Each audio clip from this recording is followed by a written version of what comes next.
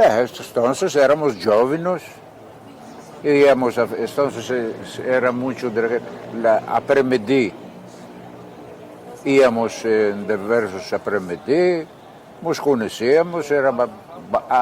ahí empezamos a empezar a bailar, después nos íbamos en Danzig para bailar, así no pasaba la vida. En cinemas, en diversos faubourgos había usos que había de los judíos aquí, antes de casar lavaban las lanas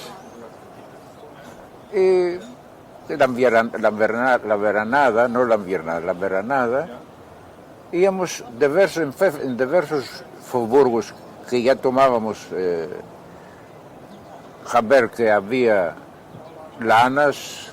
casamientos y nos íbamos a pasar la hora.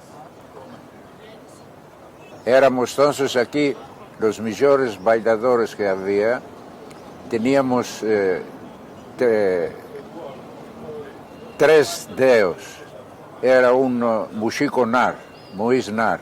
era el mejor bailador que había en esto que decimos piscina retro. Era un cristiano, el cual tenía un pie, el otro pie tenía del giorneo cortado y tenía